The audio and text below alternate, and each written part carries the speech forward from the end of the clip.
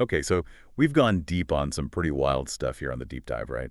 Ancient Rome, the origins of the universe, you name it. But this week, you guys really threw us a curveball with these excerpts from Dramione, the Auror and the artifact. It's a popular pairing. Oh, yeah, for sure. Yeah. But what really grabbed me was this whole setup. I mean, a priceless artifact disappears, poof, gone. From a museum, no less. A magic museum. And it's not just any old smash and grab either, right? This thing was under some serious magical protection. Oh, yeah. Right from the start, the author really emphasizes the how of the crime. Like the way the museum, the high-end Magicae Historiae is described, it's like the super still place, almost like the exhibits are sleeping or something. And they're all protected by these intricate and powerful wards. The fact that someone could just waltz in and swipe the Obsidian Mirror, leaving those wards sparking uselessly, well, it tells you right away that we're not dealing with some petty thief. Nope. This is some next-level magic for sure. Definitely. It's a statement. So let's talk about that stolen artifact, the Obsidian Mirror. The excerpts start with Draco Malfoy, right? He's the museum's curator. We see him doing his rounds, and he's clearly comfortable around these powerful and probably very dangerous artifacts. But then he gets this weird feeling, this shiver before the mirror, an unease he couldn't explain. Why even include that detail? That moment sets up a lot of things. First, it shows us just how much Malfoy knows about dark artifacts. This guy doesn't scare easily, so his reaction to the mirror tells us right away that this thing is a big deal, potentially dangerous even. And second, it kind of foreshadows the mirror's power, like a subtle hint that things are about to get really messy. It's a classic storytelling move. Use a character's gut feeling to signal danger ahead. Smart. And then bam. Alarms blaring, chaos everywhere. Enter Hermione Granger stage left. Top Auror. Right? This is a magical super detective. Yeah. And her first word to Malfoy. Just Malfoy, Kirk. To the point. No time for chit-chat. What's that tell us about the situation and her mindset? She's all business right. No time for pleasantries. The situation is serious, and she's laser focused on the task at hand. Plus her expression, grim. It underscores just how big of a deal this theft is, and she immediately starts looking for traces of dark magic, which tells us she knows exactly what she's dealing with. And then there's that underlying tension, too, right? I mean, they've got history. Oh, yeah. Complicated history. Definitely. So now they're stuck working together. Malfoy's response, Granger, is described as cool, but there's this flicker in his silver eyes. Annoyance, maybe, fear. Possibly. It's kind of left hanging. What's your read on that initial exchange given their past? It's interesting, right? That ambiguity, you can definitely feel the leftover baggage from their school days, that old animosity. But I think fear is the bigger factor here. For Malfoy, this isn't just about a stolen artifact. It's about what that artifact can do. And then we get this whole rundown of the Obsidian Mirror's history and its dark origins. It's really detailed. And Hermione, who starts off pretty skeptical. You can see her skepticism fading as she realizes how much he knows. It's their first moment of connection almost, a shared understanding of just how dangerous this situation is. The mirror itself is pretty terrifying. It's not just some fancy-looking glass, right? It amplifies dark magic.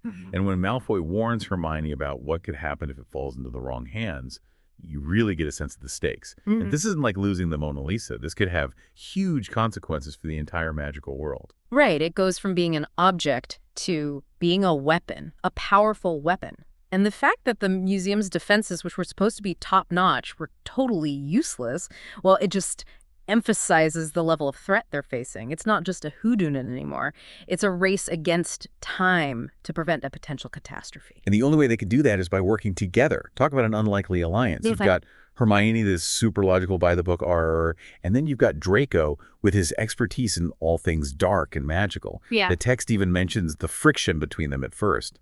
Hermione's impatience clashes with Draco's meticulousness. He gets exasperated by her impulsiveness. It's that classic odd couple dynamic, right? But with a lot of magical danger thrown in. What makes that kind of pairing so interesting? It's that clash, right? Their approaches are so different that it creates this instant tension, which can be funny sometimes, and sometimes it's really dramatic. But more importantly, it forces them to look at things from different angles, which ultimately makes them more effective as a team. Hermione's directness helps them cut through red tape, while Draco's attention to detail might uncover clues that she would miss. So as they're forced to work together, they start to see the value in each other's strengths, something they probably never would have done on their own. And their investigation takes them to some pretty wild places. Yeah. Forgotten corners of the wizarding world, deciphering cryptic clues. It really expands the story beyond the museum, doesn't it? Like there's this whole hidden layer to their society that we're just getting a glimpse of. Totally. It hints at this deep and complex history filled with secret knowledge and practices. And the fact that they have to dig into these obscure places just to find clues, well, it shows how important this artifact is and the lengths that someone is willing to go to get it. And to decipher these clues, they need both Hermione's brains and Draco's knowledge of the dark arts, which again emphasizes how much they need each other.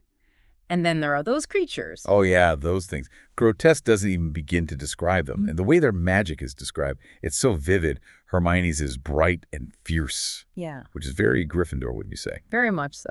And Draco's is precise and controlled, a bit more Slytherin, maybe. Definitely. It's a great contrast, and you can see how those different styles would actually work well together in a fight. Exactly. Their magic complements each other. Hermione's raw power can be overwhelming, but Draco's precision allows him to exploit weaknesses. And as they fight together, they learn to anticipate each other's moves and rely on each other's strengths. It creates a bond between them, forged in the heat of battle. And it's in these moments, these intense, high-pressure situations, that we start to see those quieter moments emerge too. The conversations about their lives, their hopes, their regrets. Very carefully avoiding the war, of course. Right, like there's this unspoken agreement to stay away from that topic. Yeah. But those quiet moments, even without talking about the past, they feel important, don't they? It's like they're finally seeing each other as people, not just as enemies or rivals. Absolutely. They're sharing these personal things, these vulnerabilities, and it helps them to see each other in a new light. The old animosity starts to fade, and it's replaced by understanding empathy. It's in these moments that the foundation for a different kind of relationship is built, one based on shared experience and respect. And then their investigation leads them to this ancient abandoned fortress. You can practically feel the atmosphere, right? Isolated. Creepy. And they discover the mirror. But it's not just sitting there gathering dust. It's the centerpiece of some dark ritual. And there's a whole coven of witches involved. Yeah. That's a pretty major escalation. It's not just a theft anymore. It's something way more sinister. Right. The coven shows us that there's a real plan behind all of this. Someone is actively using the mirror for dark magic, which again highlights just how dangerous it is. And this confrontation, it forces Hermione and Draco to work together seamlessly. Yeah, and the text describes their fighting as this seamless dance of offense and defense, and then boom. All the old animosity was gone, replaced by a fierce, undeniable connection. That's a huge turning point. It's not just respect anymore. It's something much deeper forged in the middle of this life-or-death struggle. That moment of perfect coordination, it's like a symbol of how their relationship has changed. The external threat forces them to rely on each other completely, to trust each other. And in doing so, all that leftover baggage from the past, it just disappears. It's replaced by this bond of shared experience and mutual trust. And then comes the twist. The leader of the coven spills the beans. Their master is a high-ranking ministry official. Talk about a bombshell. Suddenly, it's not just a rogue group of dark witches, it's corruption at the highest levels of government. It adds a whole new layer to the story, right? Political intrigue, questions of power and trust, the idea that even in the magical world, even with all these checks and balances, corruption can still exist. So they destroy the mirror. They expose the conspiracy. But it's described as a bittersweet victory. The ministry is in chaos, and they're left feeling isolated. They were alone. Why that feeling of isolation, even though they saved the day? I think it's because of what they uncovered. They exposed something truly rotten within the ministry, the very institution that's supposed to protect the wizarding world. And that kind of revelation, it can make people uncomfortable, even those who should be on their side. They've essentially lifted the veil on a potentially massive problem. And that can be a very lonely and dangerous place to be. And the final exchange between them. It's so understated, but so powerful. No grand declarations of love or anything like that. Just Draco saying, "We make a good team, Granger." And Hermione agreeing. But the narrator adds, they were no longer enemies. And perhaps they were something more. It's subtle, but it speaks volumes about how far they've come. That lack of drama, it feels right for them, doesn't it? Their connection has been built through action, through shared hardship, not through words. And that something more, it's left open-ended. A hint at a future that's been changed by everything they've been through.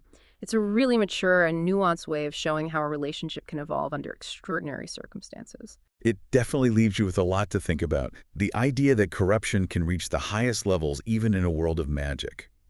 And what happens to a bond that's forged in the face of danger? Does it survive when the danger is gone? Or does it fade away? That's the real magic of this story, isn't it? I think so. All right, that's going to do it for this deep dive into Dramione, the Auror, and the artifact. We'll be back next week with another fan-picked excerpt. So keep those suggestions coming. Until then, stay curious, my friends. And keep the magic alive.